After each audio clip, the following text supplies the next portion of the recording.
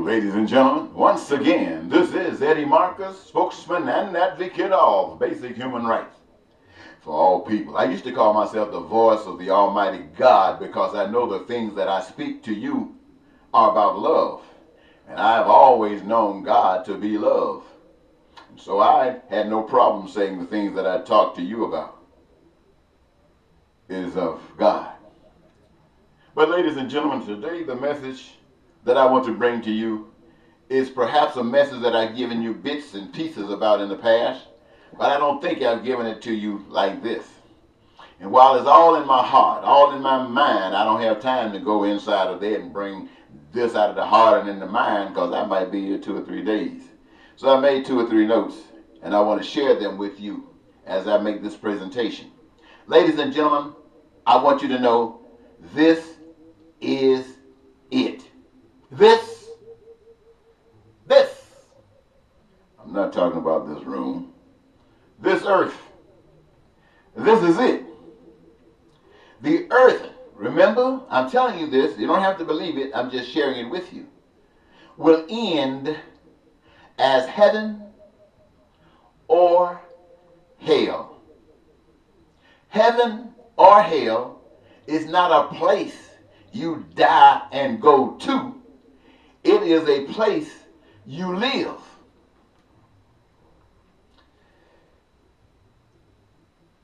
And it is made, heaven and hell, made by people, and not created by the devil, not created by God, created by you. Heaven is created by you. Hell is created by you. Now, but you have been given some principles, you know, some instructions that will guide you. Crime and violence is the product of the systems the humans choose to exercise their way against any other way. For instance, capitalism, socialism, communism, and dictatorships are responsible for limited wealth, overabundance of poverty, which serves as the number one mother of crime and violence, supported by the people who go along with it, complacently or full force. And all of this leads to overt. No, some of it is overt. Most of it is covert. Lying and cheating and bigotry and hatred and racism and terror and killing and war. This coming from the systems of government started by capitalism, socialism, communism, and dictatorships. All of these are in defiance of the principles that were given to us by the creator of this earth. Ain't that something? Now these are brought on by those who have chosen evil, and they're supported by everyone that accepts it and being quiet and not lifting up the alternative to hell, which is heaven. It happens like this, ladies and gentlemen. A very negative, selfish person, let's use this for an example, so egotistical that they claim to be endowed with God powers. Now, when I said I was the voice of God, that didn't mean God powers. I'm only repeating what God said. A person like, well, let's see, the President of the United States. It is the responsibility of this person to go back and forth throughout the earth, looking to consume and destroy. Who am I talking about?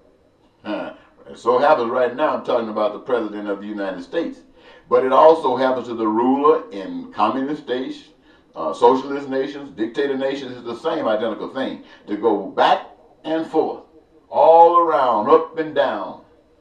So They seek out the place throughout the country where hate and evil is so high, and they send the spokesman of hell to go and fire it up with as much kindling as needed as they did in Mississippi last night.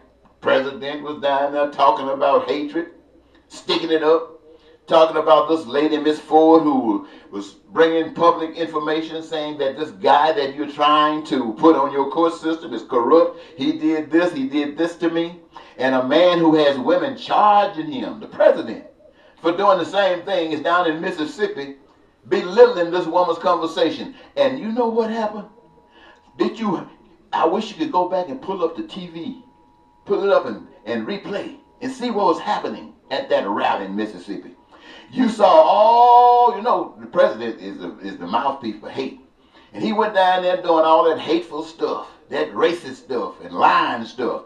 And the people in Mississippi were just as excited and applauding as they could be, making it seem like they were full of hate, making it seem that they still had the hate in them that they had when they had slaves down that way.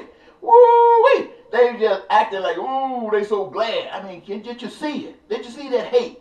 And everywhere he goes, he stirs it up. In Alabama, in Michigan, in Ohio, he's just looking for those little spots where people have all proven that they are just full of hate. Down in South Carolina, where Graham is from, I think, they just go out there and they say, well, you got representation of hate. You've been hating. You had slaves. We know you don't care about people. You were raised this way. And ladies and gentlemen, this is right in line with what I was saying to you. We can't really get mad with these people. I mean, it upsets us, but we can't get mad. Why? Because this is the way these people were trained to be. These people don't know nothing about anything else. Every institution is attacked to reduce it to its lowest level of humanity. Education, cut it down, take away this value. Energy, cut it down. Health care, they don't need health care. These kinds of things. He tries to control the law enforcement, control the FBI, the CIA, the courts, the judges. Why? To protect evil and its mission. Using the people's representative. Now I'm talking about Congress. The lobbyists, which are not the people's representative, but business representatives. The preachers, to smooth the path of destruction by ending any belief and support for truth, compassion, and love for God. Nevertheless, God is real, who has placed humans on earth, given the prescription for heaven and hell, for them to choose themselves, heaven or hell, their choice. My. No one is put in heaven or hell. They choose and create one or the other. Did you know you were in the process of creating hell? Did you know the power to create heaven on earth was in your hand? Did you know that? No, you didn't know that. You don't know God, so who's going to tell you? I know you shocked when I told you because you don't believe it. You're probably cursing me out now. But it's okay. I understand where you come from. I know where you come from.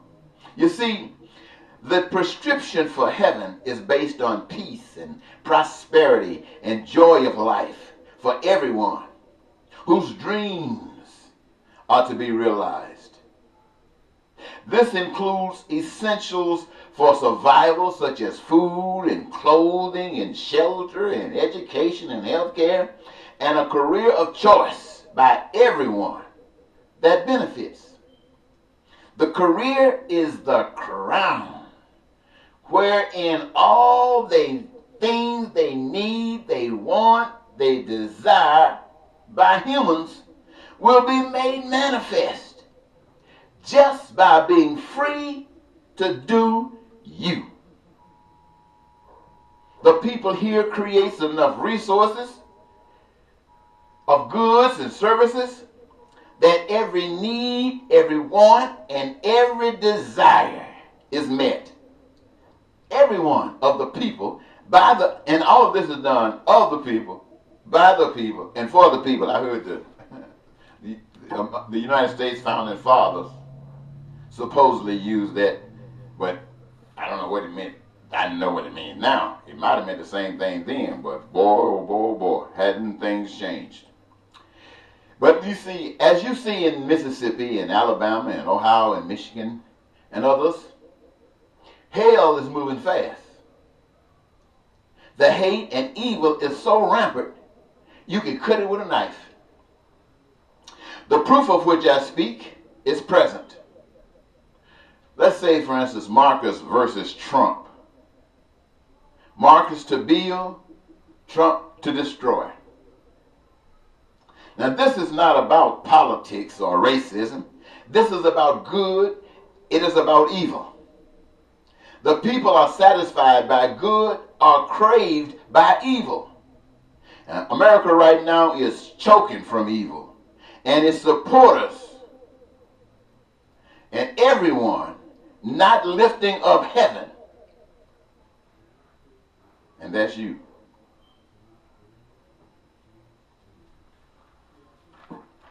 You see, ladies and gentlemen, this simple plan that I might say God gave it, but if God didn't, it's fantastic to me. And why is that? Because it works for me. It works for you. You see, I understand that as a body standing up here, something's in it. Spirit is in it that allows me to be standing up here looking like I look, good or bad, rather than lying down in a box somewhere in the ground or burn up in some funeral home. And that not just being here, there is oxygen that's in the air that I breathe that makes it possible for me to continue to stand. That the oxygen that's in my blood that's flowing through my veins gets a chance to go through all of my body parts and keep me standing, keep me alive. Ain't that something fantastic? That's what I'm here for. But then this is handed to us by the same power that made this ground that we stand on, made the materials for this house this room I'm in, and all of the other things. That's how that happens. But for our maintenance and continued existence, just like choice I mentioned a moment ago, the food, the clothing, the shelter, the education, and the health care, that is to be provided by we the people. We the people. Every last one of us. Every last one of us we would benefit from it. That's how we survive. That means every last one of us have been given something so that we can participate in the creative process of all of these things we might call goods and services that are essential for our survival. Each one of us has been given a participatory action. And that's why careers are open and everybody should have a career of their own choosing. It is the greatest joy you can have is to know who you are, what you're about, and then about the business of doing it. And in so doing it, man, we can feed the world, clothe the world. This is the United States alone. House the world. Educate the world. But since we don't want to be educating everybody, people got their own thing. Let each people do their own thing, but following these basic principles. And we would be living and happy and going, I'm telling you, why you want to die and go to some place when you can do that right here today while you're here? You don't know nothing about no dying and coming back or dying and going somewhere. I tell you what, they talk about hell, fire, earthquakes, wars and rumors, tsunamis, floods, wildfires. Man, I'm telling you, I was thinking about planes that can go into a foreign land and drop bombs and messes it up real bad. I mean, sometimes when you look at the TV and the you look at the military armaments, the planes and ships and stuff, you start thinking, whoa, this is something. But then you think like this, and then all of a sudden all it takes is a tsunami or something. It'll come up out that ocean and rip out a whole town, leaving nothing but where it used to be. And all that other trash is over there in somebody else's yard, some other state. I'm telling you, why do you think that stuff come from? Why is it that it happens so seldom? You say, it hasn't happened in 100 years since we had a rainstorm like this. Why do you think that's not happening? That in all that time between 100 years, nothing happened. But now it's happening.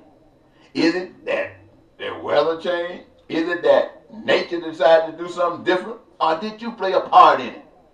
Is what you doing causing nature to rise up against you? I can't say it is. I don't know. Whatever is causing it is happening. And that is a fact. Now, you know, I think about this sometimes. I think about almost 40 years. I think I was like 27 years old, 28 years old when I started moving into this arena. I didn't actually know exactly what was going to happen. It took 2 or 3 years for me to recognize that. And it took 30-some years for me to realize, to understand the truth that I've been given. But I haven't held back. No, my friends. I haven't held back. But I realize this.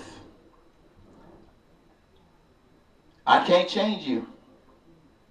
And you can't change me. You can try. Just like I tried. I failed. And you can fail if I say no. You see, I want the benefits of heaven as described earlier. Or I call the evil in you and your representatives, as well as your evil U.S. president, to make me into a martyr. You see, once you realize what heaven truly is like, how can you wait? We don't know if you get killed as a martyr and die, you don't go to heaven. No, you don't know that. What I mean is, if you know what heaven is like, how can you wait? If you know that heaven means that there's health care there for everybody that gets sick, how can you wait? Why are you not standing up demanding that everybody got health care? If you know the importance of education, why are you waiting? Why can't you demand that everybody has education so you, the people, all of you, not just in America, but the whole country, can benefit? Why can't you make sure that everybody eats? I mean, if they're doing it in heaven, someplace you want to go. I mean, what you waiting on? We can take care of that business today, rather than being complacent to evil that's trying to destroy everything. Well, we're going to let evil destroy everything. We're just going to be still. And if God come along and do something, then right on with God. If God doesn't, God know my heart. And when I'm dead, He's going to pick me up, because I do believe that Jesus was the Son of God, and take me to heaven. Don't that sound like somebody who's been deceived? You know what happens in that deception? In that deception, everything that's going on in the world happens. Lying, cheating, stealing, and killing, and wars, and terrorism, and poverty, and crime, and violence, and abusing over people, hatred. All of that stuff happens when you're deceived, because you allow it to happen. You don't know what to do. You don't know what to turn to. You got no balls. You got no guts. You got no power, as far as you know. So you're just like a baby, a handicapped baby at that. One that never grows up, and one that never gets out the baby's chair. One that you always got to feed, because they never grow up. That's what happens when you move under deception. And so, ladies and gentlemen, I wanted to take a moment of my day to ask you for a moment of yours to tell you that I would recommend that we stop thinking about dying and going to heaven. I would recommend, if you think about heaven, that you create that baby right here. And if you are expecting God to stop that monkey from going to and fro trying to find somebody to destroy and to kill, you better get on your job. Now, does that mean pick up a gun and kill them first? No. That's another tool of deception. That means representing what heaven is like. People don't know what heaven is like. They've been told, die and go there. They don't know. But if they're given the information, it might not even work during this generation. It might mean that the kids right today who are great-great-grandkids of ours, it might mean that they are the ones that walk into the understanding of what it means to have heaven now and to play a part in it. It might take all of that. But in order for that to happen, we got to do what we got to do today. This is our part. This is our show. We're on the court now. We got the ball. We got the game. We're in the game. We either make it or blow it. So my thing of it, ladies and gentlemen, is that, hey, you know, I was angry with you, but I realized your mama wasn't my mama. Your daddy wasn't mine. Your race wasn't mine. But whatever you are, it comes from that. And whatever I am comes from mine. And I'm a lover. I'm a lover. One who loves the idea of God and interpreting that into me and me blowing out to all of you. Hey, and to me, you can't beat that. You can't beat that. I ain't got a thing. I tell you, I haven't had a paycheck in God knows when. The clothes sometimes that I wear is when my kids, who got much bigger than me, don't want to wear them anymore. They out of style. I might go there and pick up something that I can wear. My what they call significant other might sometimes have a little mercy on me and go buy me a pair of shoes. I ain't got a thing. Martin Luther King said, let the world know I haven't taken a thing from America. I haven't taken a thing from you. I've committed my life to make sure that I promise to God, and I say that again, I promise God, that based upon what he has shown me and what he had given me, and as much as I wanted heaven to be experienced in my life, I would not consider it a success until you could experience the same peace, prosperity, and happiness that I do. And I've been fighting. When I say fighting, that means I don't mean I've been that means I've been speaking for something better, and I haven't given it up. I have gone to extremes. I've run for public office. Mayor, senator, president. I'm right now presently asking the people from the state of Minnesota to make me the next senator. You think they're going to do it? They can't do it. I'm talking about love. People don't know anything about love. They're talking politics. Politics has nothing to do with love. Politics means have my way. I lose sometimes I win. They win sometimes they lose. So each of us get our way sometime. Politics. I'm not about politics. I'm about change, my friend. I'm about a brand new world, my friend, where everybody is happy, my friend. You know, sometimes many of you in major cities, probably in any city, you can see people who got little pets. Some of them are kind of small, lap dogs and toy dogs and cats and stuff. They ride around in the car with the owners. They're all on their shoulders. The owners act like they love them so much. Love them so much. And go to a rally and let a man call himself the leader and the voice of the nation stand up and divide them from Republicans and Democrats, from blacks and whites, from men and women, destroying you. And you can't even see it. When you look at Muslims, some of them, who talk about pleasing Allah by going around killing people, to you that sounds stupid. Why? Because you weren't raised that way. It is no more stupid than you are. But it is stupid according to you. And what you're doing is stupid according to them and me. But you're doing it nevertheless, because that's all you know. I used to be just like you, so I can't be jumping on you. I'm just hoping that a message like this would have some real significance and some real benefit. Will it? I don't know. But I just hope and pray that from this day forward, I don't get angry at you.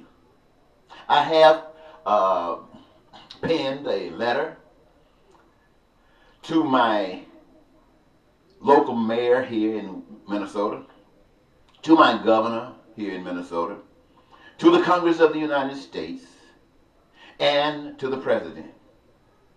And in this correspondence, I'm letting them know basically what I've just shared with you. I'm letting them know that the preparer of life has done so for each and every last one of us so that we can live as though we're living in heaven. I brought you the message, but you missed it. You don't understand it, so you've rejected it, but I didn't. So I'm informing these officials, I have to say officials of hell, and that's not to talk nasty about you, to put you down, mayor and governor. You got some good people, but you're not working for God. President, no, I can't call you good, but you're good for somebody. The problem is you're not working for God. You're working for evil, and you don't even know it. And so I am just in this position, hoping that I don't get angry with you again, and that you can change your mind before that. You know, for those of you who are on land, think for a moment. You know, your big shots. Let's talk about you dictators like Putin and Trump and them other people who kill folks because they can have that way. Let's just think about the folks who got the biggest military on the earth. Think for a moment. What would happen if the earth just a few degrees rotated? It would be like emptying out a boil of water. But a great big boil of water on all land. And all your big buildings and all your big stadiums and football stadiums and basketball stadiums and theaters and movie houses and whatever you call great. Whoosh! Wiped away. Even your planes. And even turn your ships over. How would you feel? Can you stop that? Ask you, can you stop that? You know you can't stop that. But that can happen. It can happen. But what would you do if it did happen? You'd hope that after you're dead, that there is a heaven that you can go to. Many of you don't want to have nothing to do with heaven. You would hope that there is a hell that you can go to so you can continue exploiting and hating and destroying and trying to be powerful. That's all. So I guess what I'm saying to you, ladies and gentlemen, wake up! It's a brand new day. Once again, ladies and gentlemen, this is Eddie Marcus. I think I've said enough. I can't say any more that I have said. And I hope, with all of those videos and pamphlets and CDs and things that I put out there, I hope they don't just go away like Billy Graham. Billy Graham's stuff out there, people read it, didn't mean nothing, and they made the world better. People say, oh, this is the nation's preacher. Hey, Billy Graham ain't done nothing for this world. Moody. That was a dude named Moody, wasn't it? Well, like that name might be wrong right now. But I'm just speaking of the number of people that's been out here who started religions, who started faith, who did all things. Hopefully, and I would like to think that they were trying to make things better. But just think about all of it. And here we are today, probably in the worst situation we have ever found ourselves in. As a nation, we are in a worse situation right now in this country than we were in World War II and I and Vietnam. We are really messed up. And we don't have anybody in the public arena speaking for truth. Dr. King is dead. Malcolm X is dead. And the others that died who hadn't repeat as a voice is concerned, many of them are dead. And if there are any of us out there speaking now, like myself, nobody's paying attention. That's all right. I tell you what, the Creator is smart. Somewhere they said that he put the angels in heaven. They weren't satisfied. He put humans in the garden, and they weren't satisfied. So he put us all right here and say, you choose. You choose. If you want a hell, create it. If you want heaven, create it. You want heaven, you create it. I guarantee you connected to heaven as long as you keep it. You want hell, create it. And I guarantee you are connected to hell as long as you keep it. And anything you get tired of, get rid of it. That's the only way you can prove with evidence that you're through. Get rid of it. Hey, once again, this is Eddie Marcus, spokesman and advocate of basic human rights for all people. And so I'll say until next time, bye-bye.